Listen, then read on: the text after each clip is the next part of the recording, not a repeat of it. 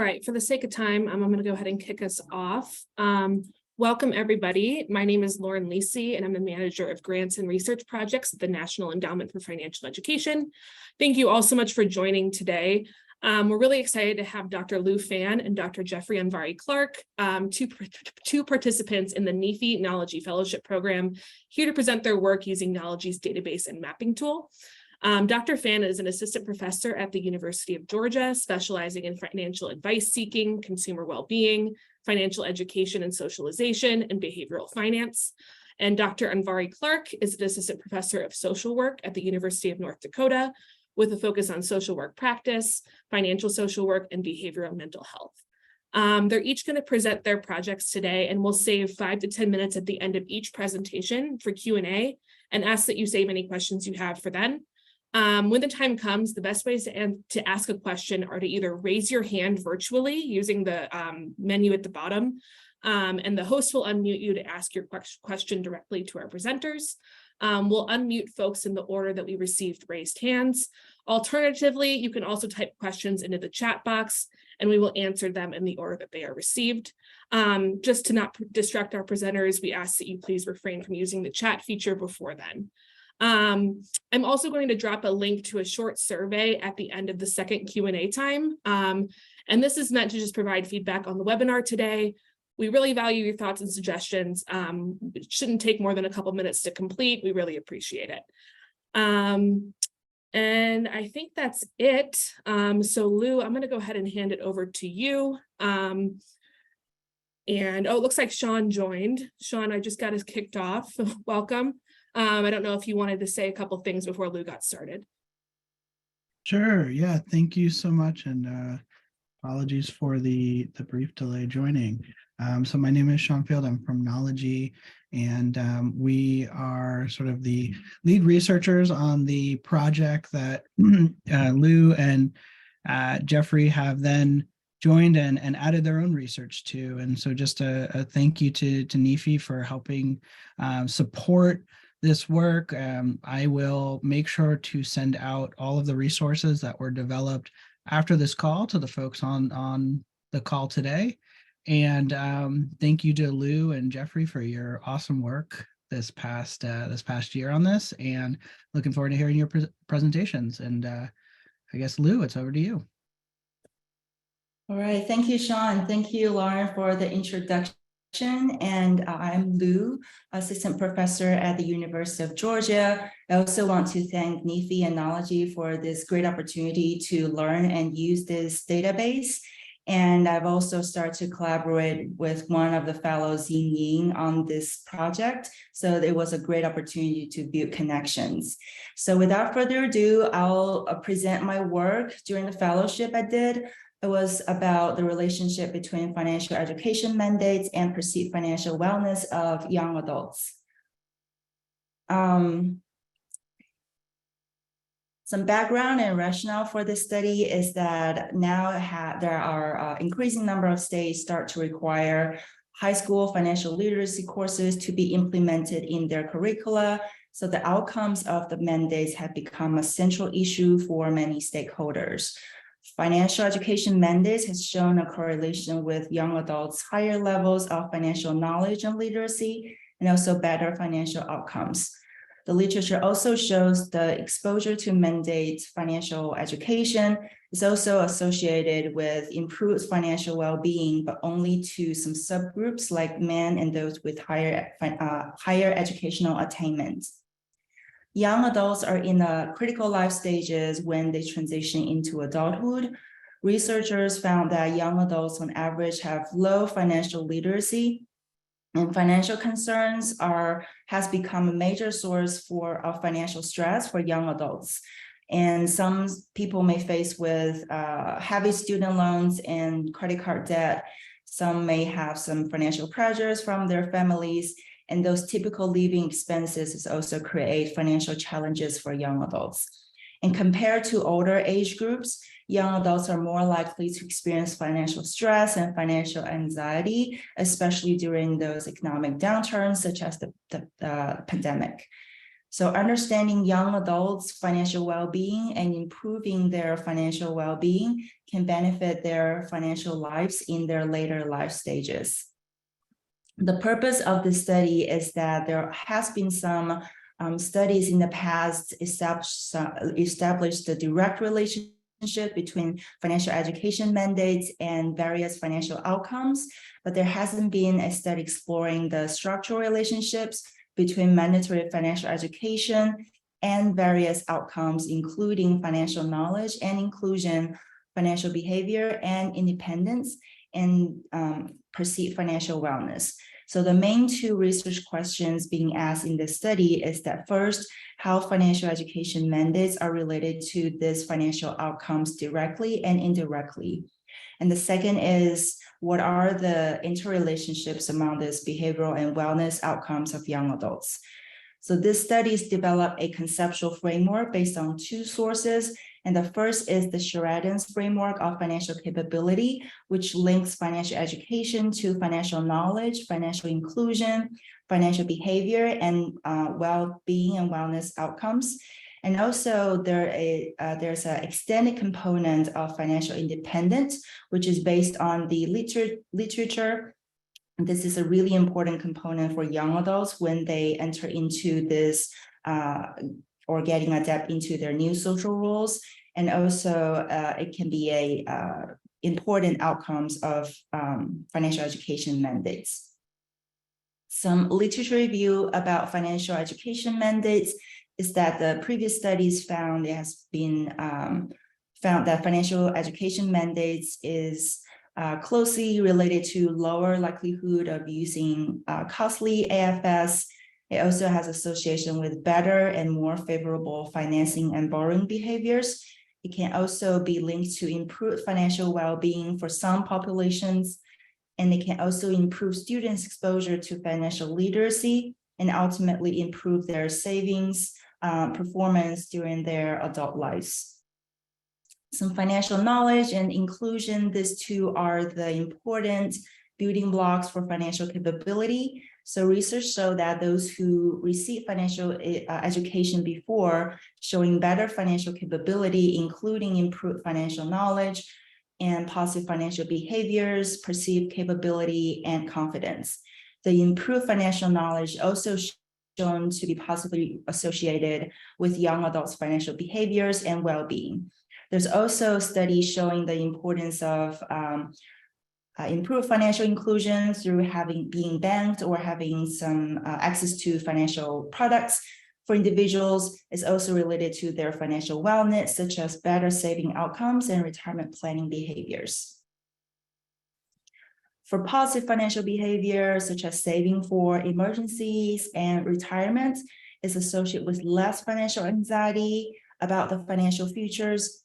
Financial knowledge is also found to be positively associated with both short-term and long-term positive financial behaviors among millennials. Financial inclusion and access to different financial products are also found to be associated with better financial behaviors, such as saving for emergencies and less likely to use costly borrowing products. For financial independence, young adults who become more financially independent, earning their own lives and paying off their own rents and bills may have a sense of improved financial capability. However, there are evidence showing that taking on such responsibilities may negatively and indirectly related to young adults' subjective well-being. And young adults' economic and psychological factors are significantly associated with their financial independence. There are also research showing that those young adults who became immediately independent very early in adulthood showed high financial insecurity. And lastly, about personal financial wellness, this is a multidimensional concept reflecting both subjective and objective aspects of the current financial conditions.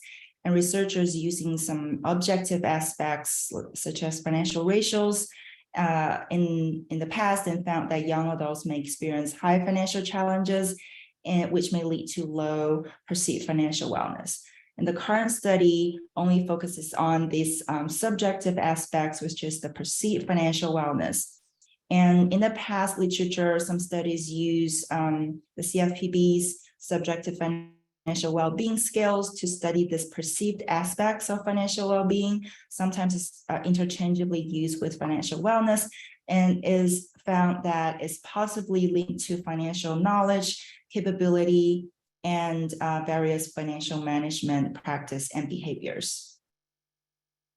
So with that said, based on the Sheridan's framework of financial capability, we have this mandatory financial education exposure on the left-hand side as a direct relationship pointing to financial knowledge and financial inclusion. And then there's also a link between financial knowledge and it's proposed to be positively related to financial inclusion. And on this chart, there's also direct path from financial knowledge, financial inclusion to positive financial behaviors and independence. And all these four factors will have, is proposed to have also direct link to perceived financial wellness. And there's no direct path from mandatory and financial education exposure to perceived wellness. This is based on the original Sheridan's framework of financial capability. The data and sample, the database is also done by the NEFE and Knology. So this is also include multiple sources of data on financial education and various financial and life outcomes. Particularly in the current study, I used the pooled shared data from 2017 to 2019. These are the three waves that include the financial leaders' financial knowledge variables. And this is combined with the Urban and Schmeiser data set. This data set include all those historic data tracking each state's implementation year of the mandatory financial education. The sample is restricted to young adults aged between 18 to 29 years old and at least have a high school diploma. And the final sample size is about 3,800. For the measures, the financial education mandates is coded as a binary variable. If it's a 0, that means they're graduated from high school before the state start to implement the mandatory financial education. And 1 means they graduate from high school after the mandate has started. The financial knowledge is the big 3 Lusardi's knowledge scale. So ranging from 0 to 3, 0 means they get none of the questions correct, and 3 means they have all 3 answered correctly. There are 2 variables measuring financial inclusion. The first is that whether they're banked, and the second is whether they have at least 1 credit card. So both of them are binary variables. And also 2 types of positive financial behaviors. The first is that whether they have emergency savings, and what the second is whether they have retirement savings. There are 2 aspects or variables measuring financial independence. The first is whether they are making financial decisions their own, or whether they're the sole financial decision maker in the household. The second is whether they receive no financial support from family. So if this is a 1, that means they receive no financial support, indicating a higher financial independence. For perceived financial wellness, this is a summated score using 3 items. And these 3 items are measuring the perceived aspects of financial wellness. The first is that ask the respondents to rate their how well they can manage their financially these days. The second asks compared to the last year, whether their current financial condition is better or the same and worse financially. And the third is that compared to their parents around their age, whether they think their personal condition is better, the same, or worse off financially.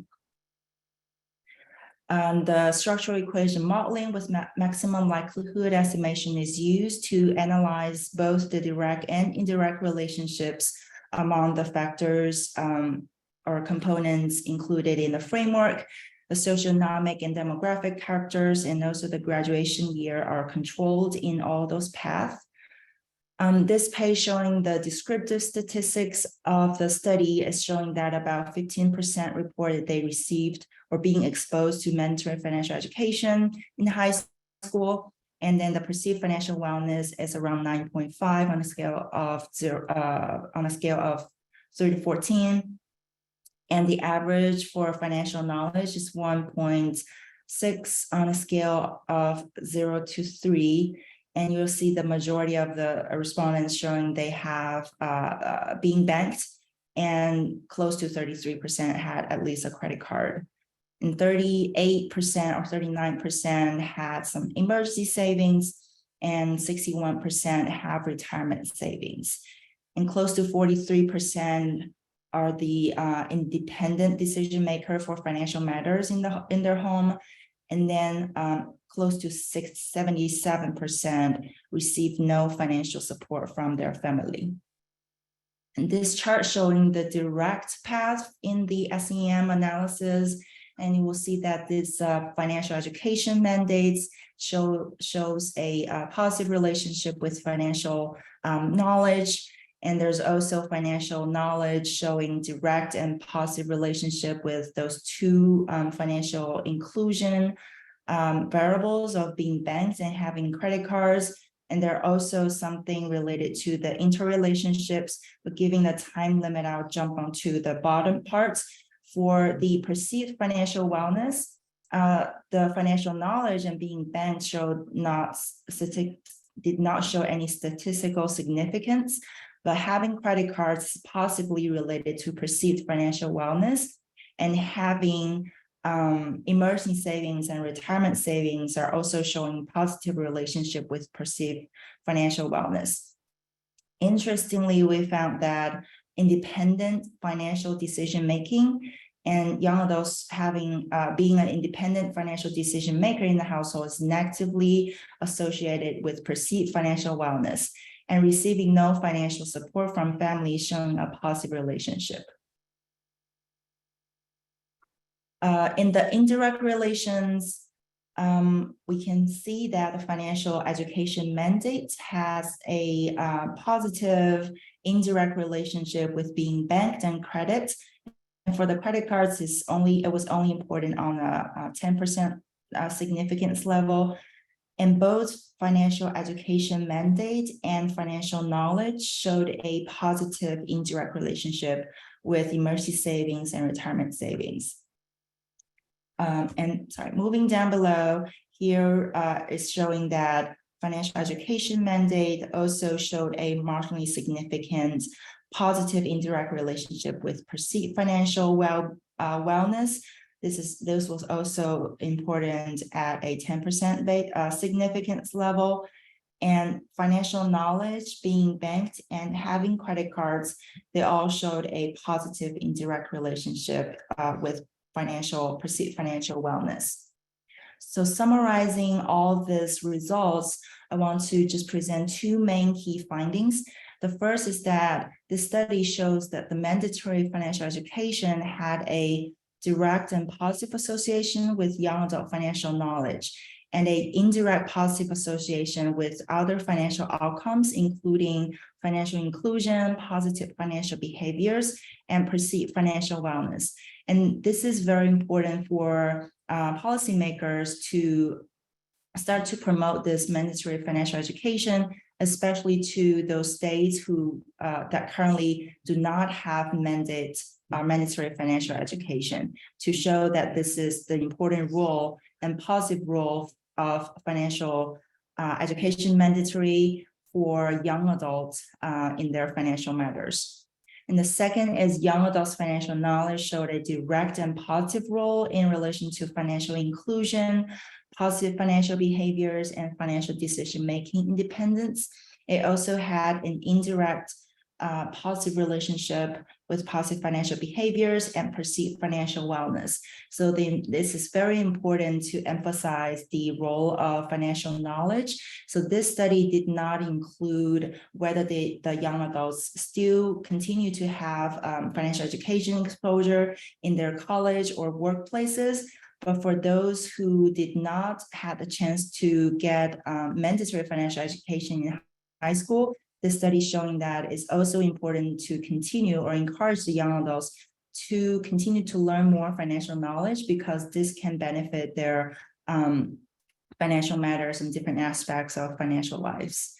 And lastly, having credit cards and positive financial behaviors, including saving for emergencies and retirement, and also receiving no financial support, were possibly related to young adults' perceived financial wellness, but the independently making financial decisions was negatively associated with perceived financial wellness. I think this is also related to a previous study showing that young adults who have to be immediately becoming financially independent in early adulthood may feel financially insecure, and this may also happen to those individuals who are forced to become financially independent early in their adulthood, because there's also research evidence showing that parents act as one of the most important financial advice sources for a lot of young adults. So for those who do not have those resources, may feel very overwhelmed when they have to independently make financial decisions, like to choose mortgages or developing their investment portfolio. So those complex financial decisions may be overwhelming to a lot of young adults who have to make their own financial decisions. To conclude my presentation, I want to also mention some limitations of the current study. Other than those that I mentioned before, there's also a usage of mandate implementation year or the graduation year as a proxy for financial education exposure. This might be a limitation because those states who didn't have mandates, some schools or high schools may still have or offering this financial literacy courses as electives, or start to build some of those economic or financial literacy content in their current curricula, so that students may still have some exposure to financial education, but this study was not able to capture those. And then there's a lack of information on education programs quality. And of course, there are different or various ways to evaluate a financial education program. But then this current study did not include, for example, the teacher's qualification or how the courses were delivered. So there was no information about the education program's quality. And then this, given that the study uses the pooled cross-sectional data sets, the conclusion cannot be causal. Some implications for different stakeholders. I think for policymakers, this study is important for them to start build national guidelines or improve their national guidelines for mandatory financial education to promote the mandates across all states. And for financial educators, it's important to increase the impact of financial education programs and also motivate students to learn and retain knowledge so that they can still remember what they learned from these education courses in their early adulthood.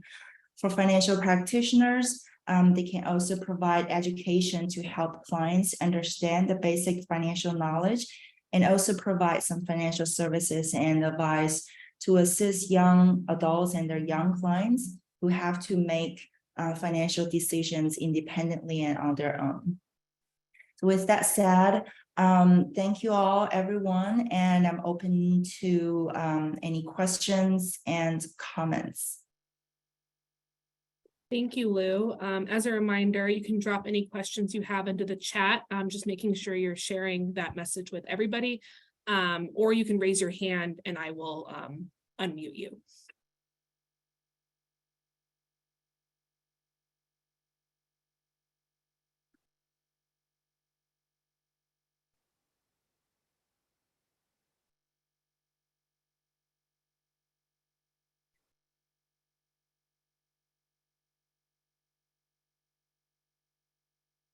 As I saw there's a webinar chat, you'll ask that if the raw data is available for research purpose.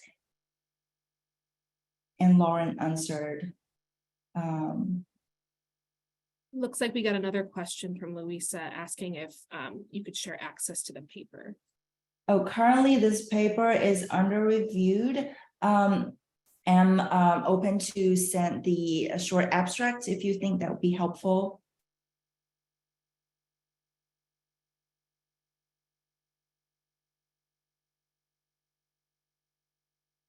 And I think this is a really strong data set or database, and encourage everyone to start to check or take a look at those database to learn more about financial education mandates.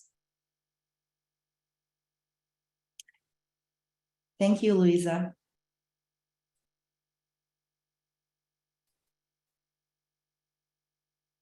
And I have my email address on this page in case any of you have any questions or suggestions for this study. You can send me an email.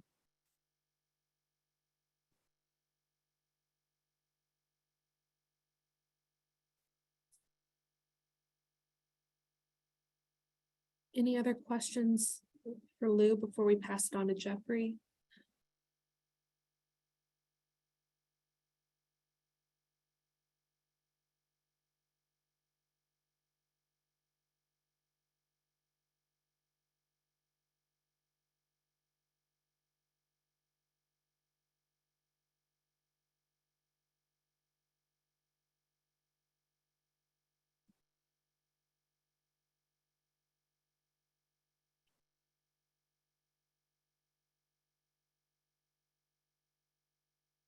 All right, well, let's move on then. And yeah, as a reminder, we will be sharing links to the Knology data set and mapping tool at the end of this webinar.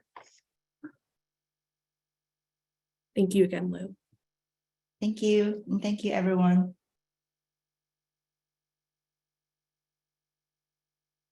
Alrighty.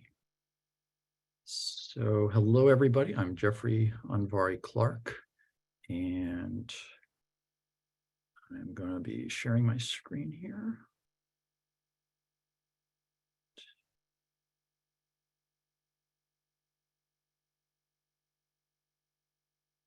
Okay. Are we seeing the right screen? Looks like you're seeing the presentation there. Alrighty, very good. So thank you so much for everybody joining this, and thank you to Dr. Lou Fan. I'm actually going to be touching on several of the themes that that Dr. Fan has addressed. So we're just kind of picking up, dealing with, again, family well-being and how family influences behavioral practices in terms of how we think about our finances and what we do with them. And so what I wanted to explore in particular was this idea of financial knowledge and financial fragility, which is almost the opposite of this idea of financial well-being. But really kind of then looking at the influence that sharing and receiving money has on that relationship.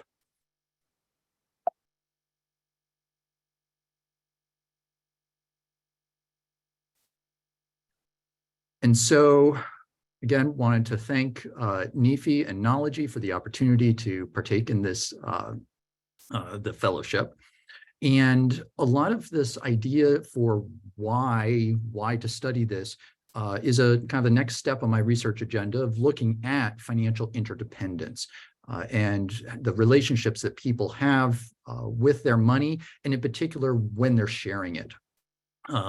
Looking at specifically then this shed all year, or SHEDAY as we call it internally, data set provided a wide range of data to be able to use, and basically was able to do some other more technical things from a scholastic enrichment process and perspective that I was able to dive deep into during the summer. So I really appreciated that opportunity as well. Now, as we think about financial well-being and people sharing money and families supporting each other, I found just this really timely article in the New York Times just this weekend on January 21st. What's that, 2 days ago, where it was looking at East Asian immigrants living in the United States and how it is that they are supporting their parents. And so the parents have not saved any money for retirement, but instead have poured everything into their children with the expectation, and the children know this, that the children are going to be supporting their parents in their retirement. But then here in the United States, the context, that then puts the onus on the children to both save for their own retirement and be interdependently entwined with their parents and supporting their parents as they are retired. So there's this lot of expectation of cultural relationships that go on here. And this is just one form of interdependence that can go on. It can be of something that's very formal and expected within a family, or it can even be just sharing among friends. So we're going to explore this a little bit to see and understand how this impacts the relationship then between one's financial knowledge, and then how well off are they, and what types of precarious financial situations are they in. So that's really what it is that I want to look at. The formal questions then get to looking at, as financial knowledge increases, first off, how likely are people to share and to receive, as well as then to share and receive at the same time in an ongoing way? And then, does this sharing and receiving enhance or reduce the positive impact that knowledge has on financial fragility? Now, one of the benefits of being the second to touch this data set after the folks at Knology is that they did some initial deep digging into the data and found that there is a positive relationship here. So when financial knowledge goes up, financial fragility goes down, and this is good. But then what happens when we bring sharing and receiving into the equation, as often happens? And that's where I wanted to then be able to take the next step. And so this also draws upon the financial literacy model and the financial capability model that was proposed by Sheridan back in 2013. And basically, one of the things that's important to understand, as Dr. Fan mentioned, is that where we get our financial knowledge is not just from in the classroom, in a formal education setting. We may get it from a formal financial advisor. So we go out and get some external professional advice. But a lot of the advice that we get from our family and friends. We get from the people who socialize us. And so this is that idea of financial socialization, which plays a huge, huge role, not only in what we know, but in what we're taught to do. And this is where the cultural aspect of how we think about money and behave towards it, that's very much informed by our parents and what we're taught through the generations. I'll be using also those same big three financial questions. They're called literacy questions, but it's really more financial knowledge. And then looking at who's sharing and receiving this money, again, as a cultural practice. There's a lot of literature, or some, I should say, some literature out there that looks at specific population groups who do a lot of sharing in a very explicit manner, such as African Americans, Mexican Americans, East African immigrants, Australian Aboriginal peoples, and then East Asians. At the same time, there may also be an income level or economic level of activity that goes on where people at the lower economic strata are creating their own safety framework, safety net, if you will. And so they share with each other, and that kind of can go across different racial groups. And so one of the questions that I had was also, well, isn't everybody doing this? Because, I've received a little bit of money on occasion from my family, and, maybe I'll help out somebody else. And yet here I am as a white man. How rare is that? So thinking about that, and then thinking about some of the additional theories that go into this in terms of people helping each other out in times of stress, but then also proactively to serve as a buffer or a cushion or to help them up, such as, maybe receiving an inheritance or a down payment for a house. So that's not in response to emergency, that's in response to helping up. So we've got a lot of these different facets that go into financial interdependence, and I wanted to try cracking this open a little bit more. So when we measure, we had basically two questions to work with out of the SHED data set. One is, do you provide regular financial support out to people living outside of your household? So it could be a parent, child, relatives, or other friends. Or do you receive? And so is somebody providing you with that financial support? And this can be, both cash, but also, maybe help with rent or some groceries, education expenses, childcare, things like that, that would have a monetary value, but it's more of an in-kind. So we're asking those, and these, again, the behavior and that we are taught to do this is typically comes through financial socialization, that people are your family, and so you help them out. That's the underlying piece here. And so it's really just rooted in those deep beliefs. So moving into the study here, used 3 years worth of the SHED data set to really come up with a large group that I could work with. So overall, it was over 35,000 observations, drawing from over 23,000 respondents. And I treated them as single points in time because it's all encapsulated within a 1 year. Am I doing this activity in the course of a year? What's my financial well-being or my financial knowledge in that year? And it may improve or it may get a little bit worse as time goes on, but it's each measurement happens within the same year. So to understand a little bit about who it is that we're looking at, is pretty even split in terms of gender, fairly wide or fairly well-educated, medium income levels, wide range of ages, was predominantly white, but we were able to bring in other identifying racial and ethnic groupings, and then fairly normal-ish income distribution. One of the key factors, though, I wanted to look at was then looking at the sharing, and then did they receive?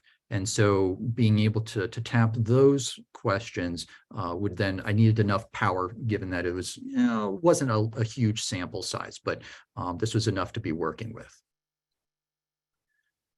So when we, just as a question zero, as a baseline, who is sharing, who's receiving? Is this only something that, people of color do, or is it something that everybody does?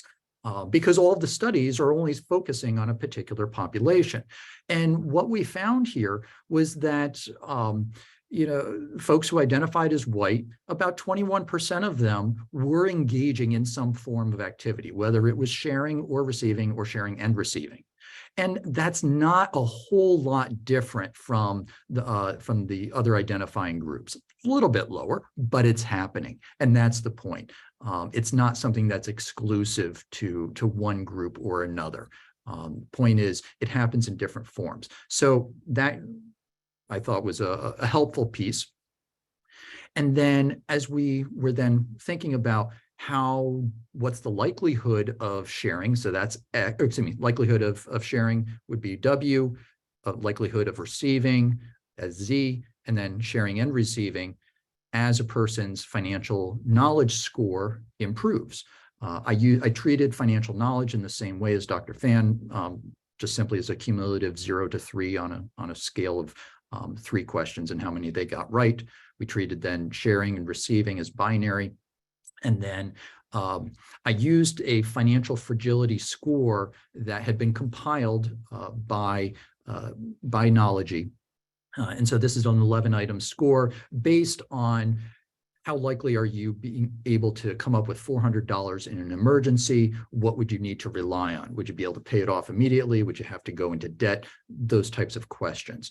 And so that's where we're looking at, as financial knowledge goes up, what's the impact then on their fragility when you introduce sharing and receiving?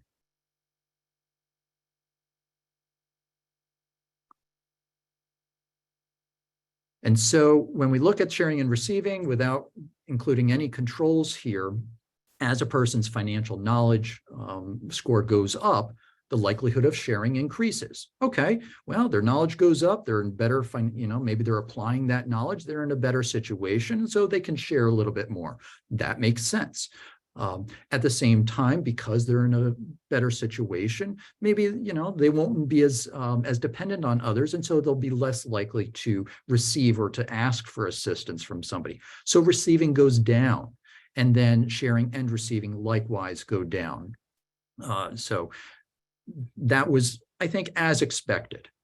However, when we bring in this relationship of a moderating relationship to financial fragility, what we see here is that from a visual place, as we start introducing, say, receiving, they're not receiving and they're not sharing, that's the dotted line here, that's the steepest slope, which means we've got the greatest relationship and the biggest effect, if you will, within this model context of as financial knowledge goes up, then fragility goes down. However, when we introduce sharing, then the slope flattens out a little bit.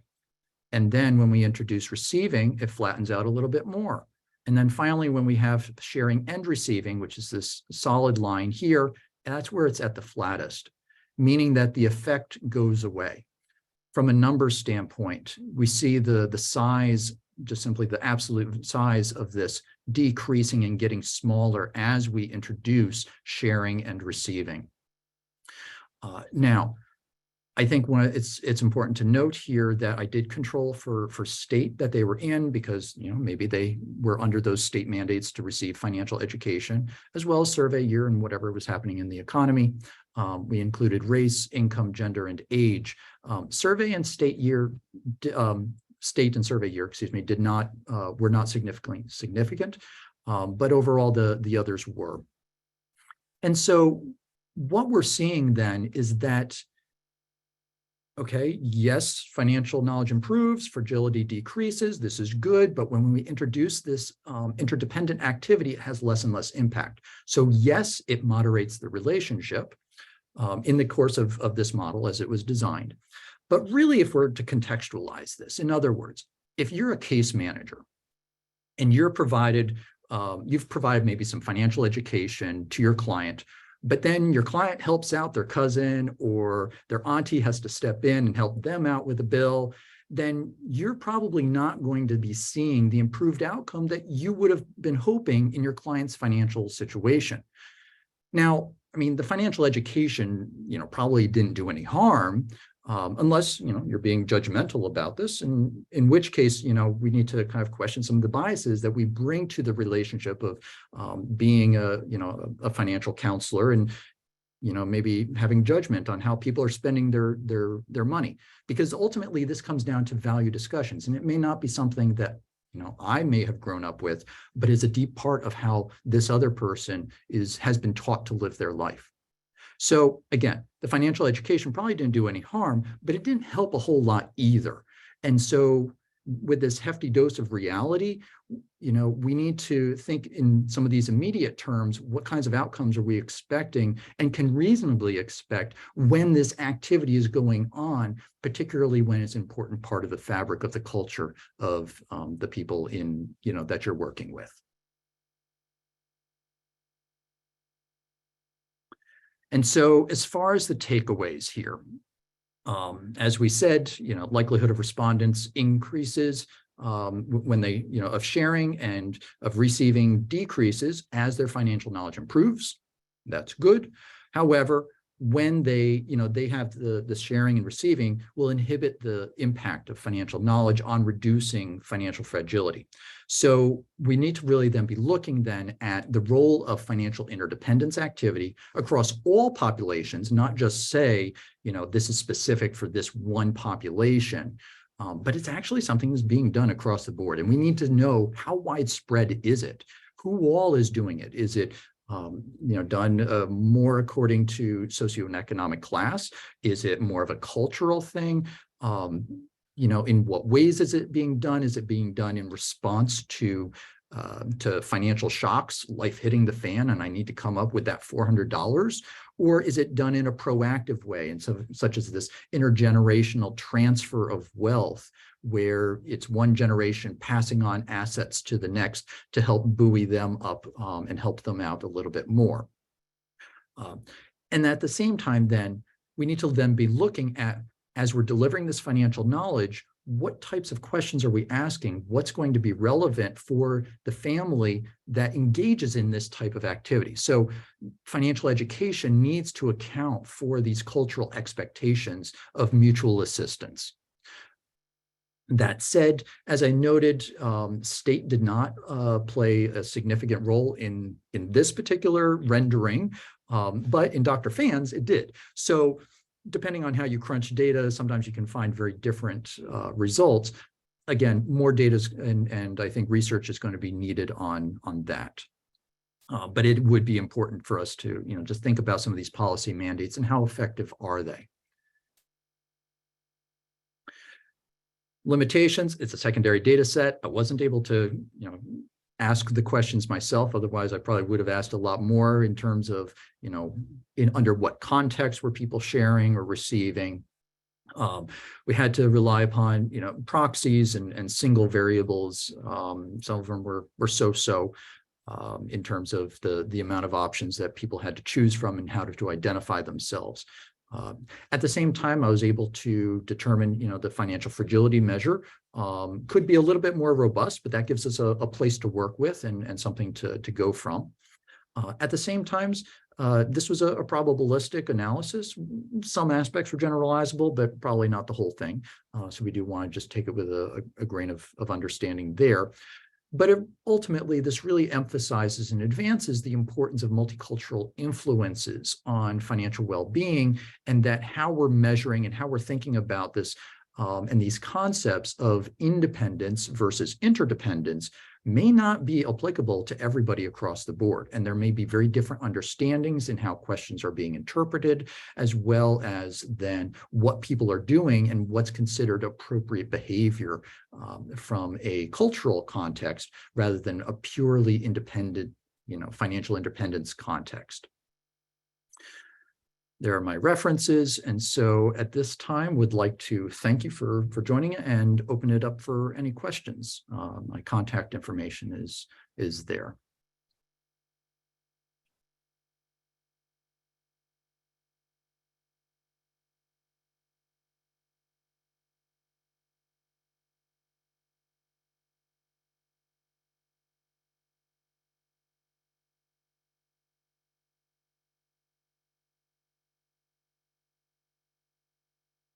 Any questions for Jeffrey?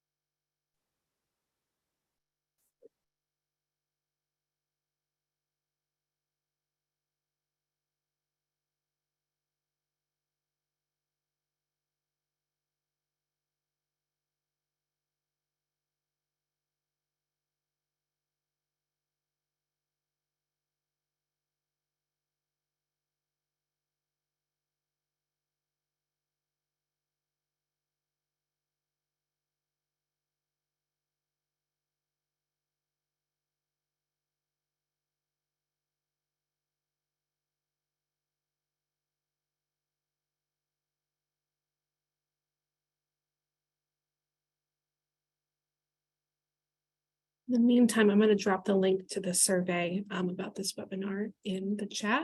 Again, we appreciate you filling it out if you have a moment.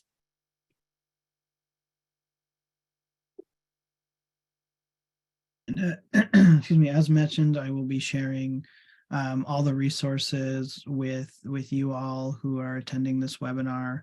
That includes a webinar that was recorded back in November of last year that describes what is available within the database and some of the original research that was done, and as well as some of the reporting on that project. So be on the lookout for an email from me over the next week or so. And eventually we will also be featuring the work of Dr. Anvari-Clark and Dr. Fenn on our website as well. So you'll have a place to find that as well there. Thank you both for your presentation today.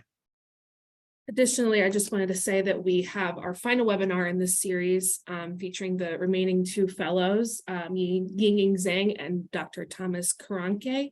That is on February 22nd at the same time, 2:30 to 3:30 Mountain Time. If you received an email about this webinar or past webinars, you'll also be receiving an email about that one. Find it on our social media. We hope to have you attend that one as well to complete the series.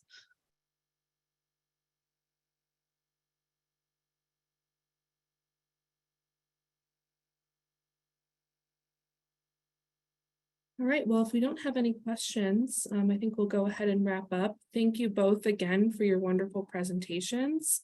Like we said, we'll be in touch with links to the Knology information and be on the lookout for an email about the next webinar. Thank you, everybody. Thank you. Bye. Thank you, friends.